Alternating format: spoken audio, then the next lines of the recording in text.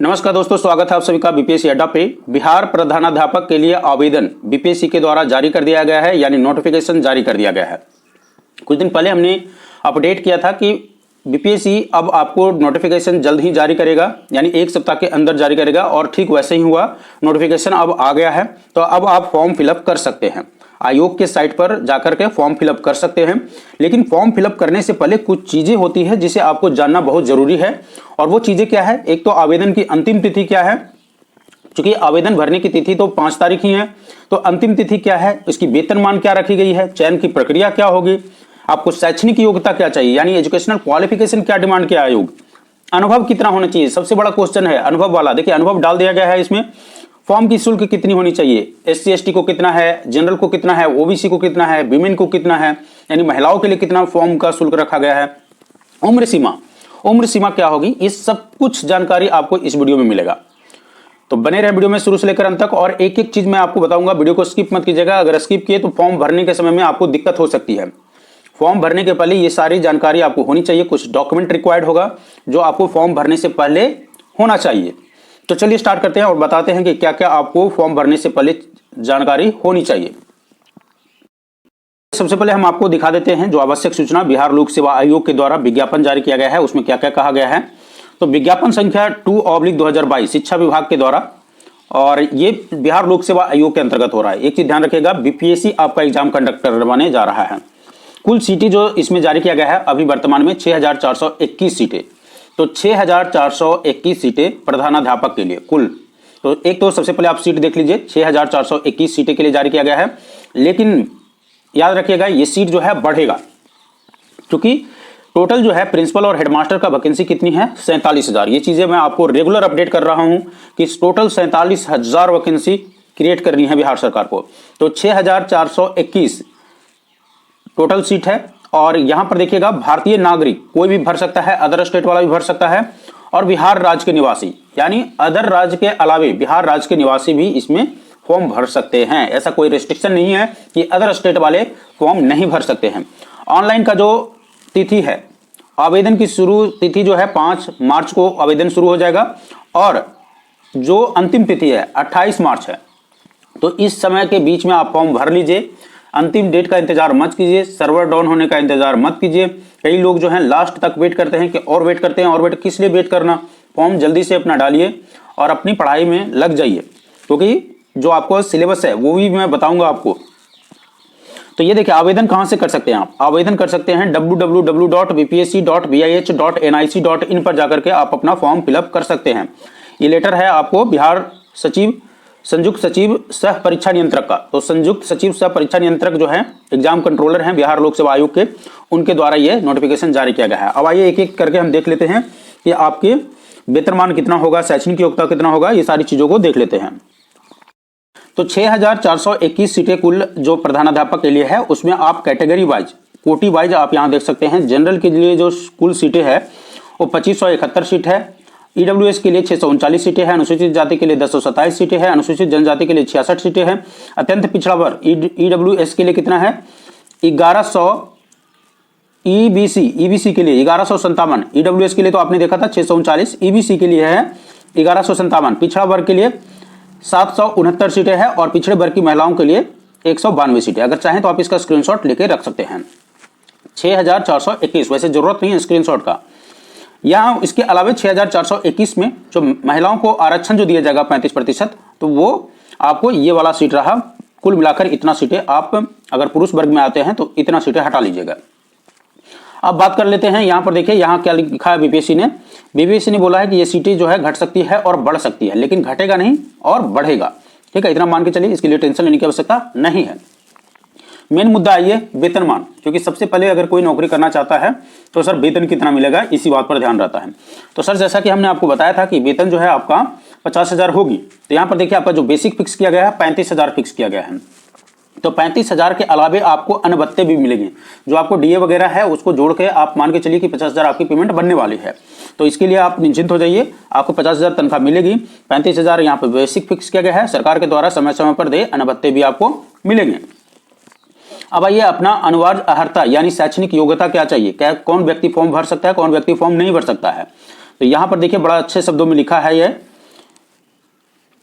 भारत का नागरिक और बिहार का रेजिडेंट होना चाहिए, ठीक है, सिटीजन ऑफ इंडिया होना चाहिए और रेजिडेंट ऑफ बिहार होना चाहिए, तो फॉर्म फिलअप कर सकते हैं। Must be post graduate, must be post graduate, आपको पीजी रिक्वायर्ड है, यानी पोस्ट ग्रेजुएट अगर आप हैं तो फॉर्म फिलअप कर सकते हैं। इसमें आपको 50% मार्क्स चाहिए। पोस्ट ग्रेजुएट में अगर आपका मार्क्स 50% है तो आपको फॉर्म फिलअप करना है। इसके अलावा देख लीजिए यहां पर कुछ कैटेगरी है, जैसे SC ST EBC है ना, backward class person, economically backward class EWS जो होते हैं, उसको 5% रिलैक्सेशन दिया जाएगा, shall be given in the minimum required marks.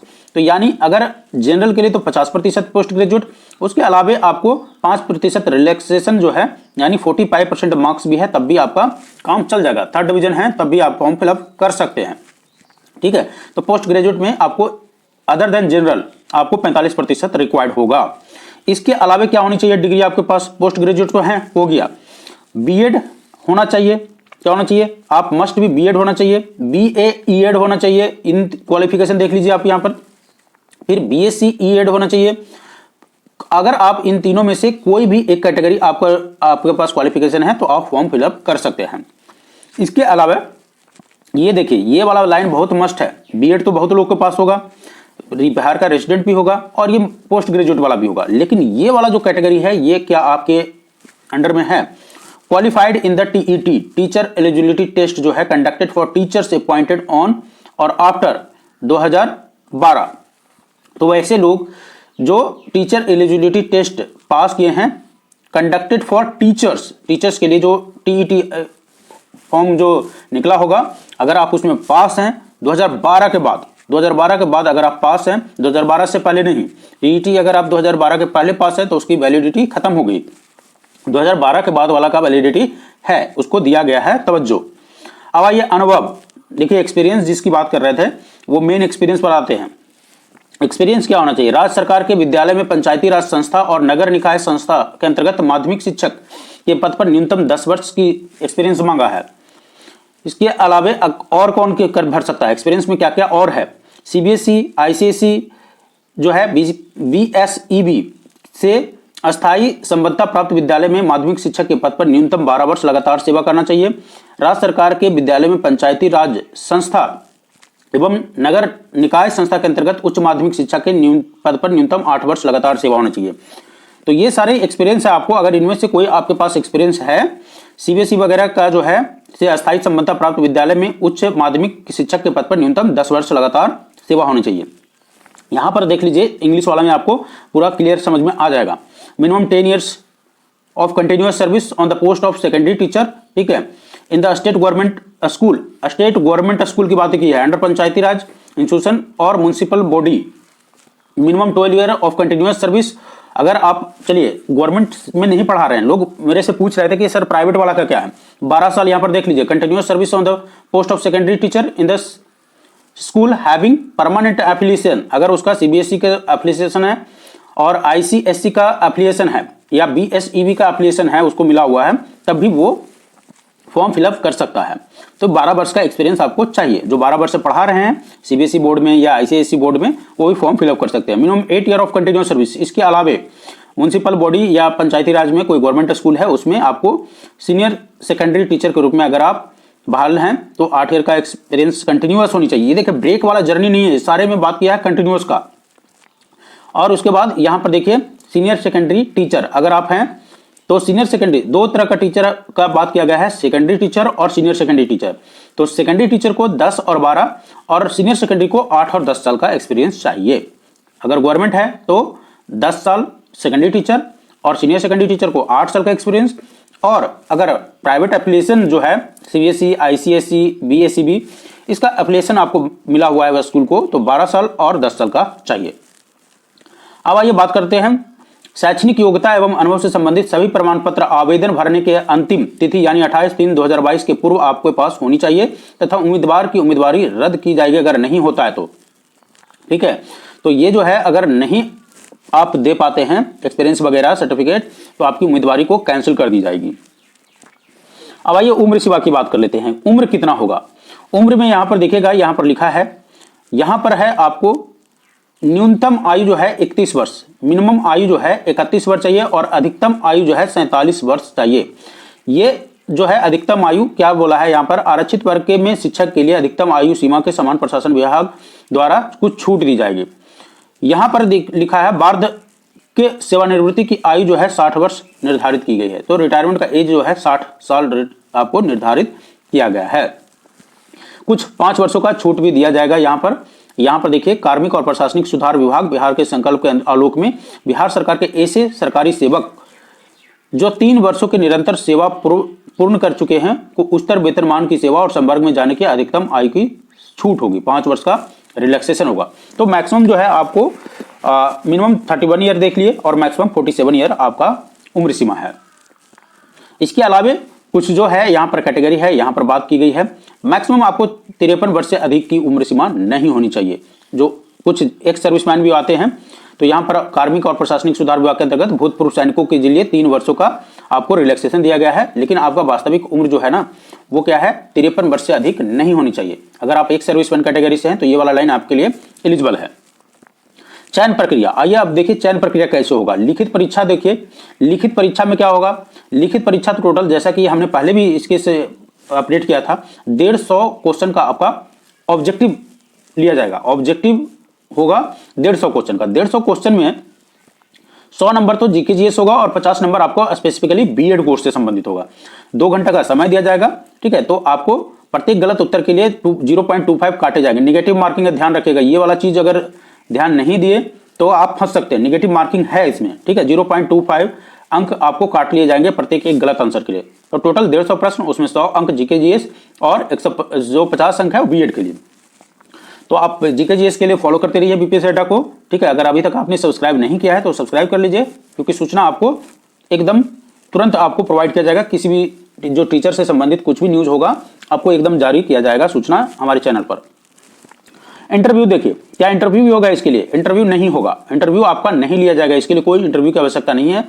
और फॉर्म कहाँ भर सकते हैं? फॉर्म जो है आप bpsc.bih.nic पर आप फॉर्म भर सकते हैं।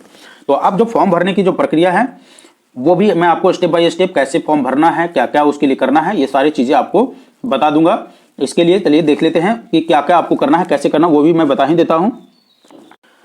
आवेदन की प्रक्रिया जानने से पहले एक चीज जो छूट गया था वो ये कि शुल्क कितना लगने वाला है आपको, फॉर्म भरने के लिए जो फी है वो कितना लगने वाला है। तो अगर आप जनरल कैटेगरी से हैं तो आपको 750 रुपया देना है, ओबीसी हैं तब आपको 750 रुपया देना है। लेकिन एक चीज और ध्यान दीजिएगा, ओबीसी महिला हैं तो आपको कितना लगेगा, आपको लगेगा 200 रुपया। महिला को, किसी भी महिला को 200 रुपया रखा गया है। एससी एसटी के लिए 200 रुपया, तो महिला एससी एसटी 200 रुपया रखा गया है। पुरुष है तो आपको 750 रुपया देने हैं। एससी एसटी के हैं तो अलग बात है, लेकिन जनरल ईडब्ल्यूएस और ओबीसी वगैरह कैटेगरी में आते हैं तो आपको 750 रुपया फी देनी पड़ेगी, ठीक है। तो एज पर कैटेगरी वाइज ये रहा आपका शुल्क। अब आइए कैसे भर सकते हैं फॉर्म। फॉर्म भरने के लिए आपको क्या क्या चाहिए, तो आपने डॉक्यूमेंट देख लिया कि क्या क्या आपको रखना है। उसके अलावे आपके पास ईमेल आईडी होना चाहिए। एक ईमेल आईडी बना लीजिए, अगर नहीं बनाए हैं आप में से किसी ने, वैसे तो आजकल सभी लोगों के पास ईमेल आईडी होता है। मोबाइल नंबर तो मौजूद ही होता है, तो ईमेल आईडी और मोबाइल नंबर होना चाहिए, ये बहुत जरूरी है। ऑनलाइन रजिस्ट्रेशन आप जैसे ही बीपीएससी के आयोग के साइट पर जाइएगा तो आपको www.onlinebpsc.bihar.gov पर जाना है और ऑनलाइन रजिस्ट्रेशन पर क्लिक करना है। ऑनलाइन रजिस्ट्रेशन पर जब क्लिक कीजिएगा उसके बाद रजिस्ट्रेशन पेज आपको ओपन हो जाएगा और वहां पर ईमेल आईडी और यूजर नेम आपको क्रिएट करना है। ईमेल आईडी जैसे ही डालिएगा उसके बाद आपका ईमेल आईडी पर आपका यूजर नेम और पासवर्ड आएगा। सबमिट जैसे ही कीजिएगा ऑनलाइन रजिस्ट्रेशन अप्लाई, तो आपको यूजर नेम और पासवर्ड प्राप्त होगा और इस यूजर नेम और पासवर्ड को आप सेव करके रखिएगा, क्योंकि इसी को आपको जरूरत होगा। जो आपका एडमिट कार्ड निकलेगा इसी यूजर नेम और पासवर्ड से निकलेगा। तो एक ऑथेंटिक ईमेल आईडी और मोबाइल नंबर आपके पास होने चाहिए जो परमानेंट हो आपके पास, ठीक है।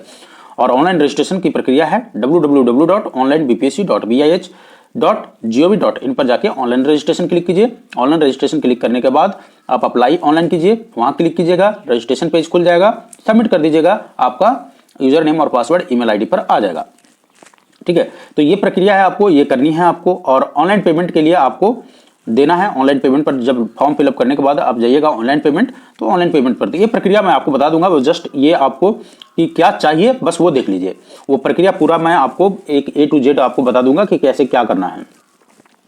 यहाँ पर देखिए एप्लीकेशन फॉर्म पर बटन क्लिक कीजिएगा, रजिस्ट्रेशन हो जाएगा। आपका फोटो का साइज होना चाहिए, आप फोटो को क्रॉप कर लीजिएगा, 15 KB का साइज होना चाहिए हस्ताक्षर का, फोटो का साइज होना चाहिए 25 KB का, ये साइज दोनों निर्धारित कर लीजिएगा। सिग्नेचर का साइज 15 KB का और आपका फोटो का साइज 25 KB का होना चाहिए, JPG फॉर्मेट में ये फोटो होना चाहिए, ठीक है। ये आई थिंक आप सभी लोगों को मालूम ही होगा, इसमें कोई दिक्कत नहीं है। तो ये था आपका पूरा प्रक्रिया। और कुछ क्वेरी अगर आपको हो हेल्प से संबंधित, हेल्पलाइन यहाँ पर नंबर जारी किया गया है या आयोग का, जिसमें बोला गया है कि 10 बजे से 5 बजे तक आप क्वेरी कर सकते हैं। अगर आपको कोई भी दिक्कत फॉर्म भरने से संबंधित आ रहा हो तो यहाँ पर क्वेरी कर सकते हैं, या आप मुझे भी कमेंट सेक्शन में लिख के आप मुझसे भी सहायता ले सकते हैं। तो आई होप ये सेशन जो है आपके लिए इन्फॉर्मेटिव रहा होगा। अगर आपको लगता है कि ये सेशन आपके लिए इन्फॉर्मेटिव है तो एक क्लिक दबा दीजिए, और अभी तक आप हमारे चैनल से नहीं जुड़े हैं तो सब्सक्राइब कर लीजिए और नोटिफिकेशन बटन को ऑन कर लीजिए। धन्यवाद।